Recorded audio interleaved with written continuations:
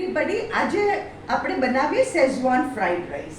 એના માટે મેં શું કર્યું છે, 1 સ્મોલ વાટકી ફણસી, ગાજર, કોબી, કેપ્સિકમ, કાંદા એને આવી રીતે 2 ટેબલસ્પૂન ઓઇલમાં ચડાવી દીધા છે. બીજી સામગ્રી જોશે 1 ટીસ્પૂન સોયા સોસ, મરી પાવડર 1/2 ટીસ્પૂન જેટલું વાપરશું.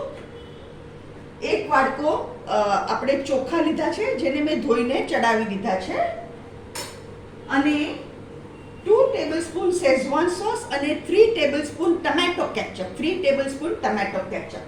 હવે આપણે આમાં પહેલા રાઈસ નાખી દઈએ. સૌથી પહેલા આમાં રાઈસ નાખી દઈએ.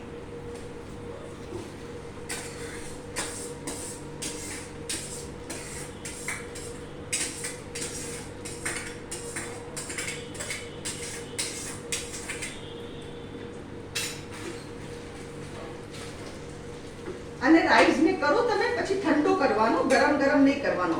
એમાં ટમેટો કેચઅપ અને શેઝવાન સોસ નાખી દઈએ છીએ આપણે.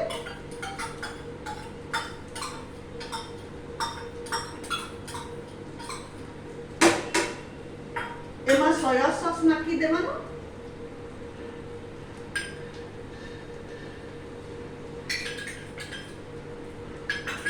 મરી પાવડર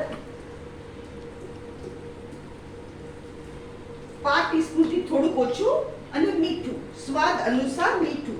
શાકભાજીના ભાગનું મીઠું હું નાખી ચૂકી છું. હવે રાઈસનું મીઠું નાખશું. આપણે સોસમાં બી મીઠું આવે એટલે એ પ્રમાણે આપણે મીઠું નાખવાનું.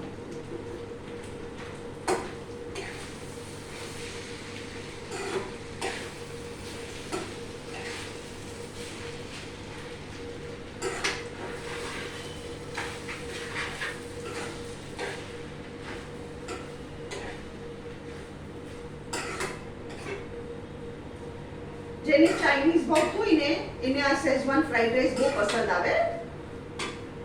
અગર તમે ચાઇનીઝ ખાતા હો તો this is a very good option.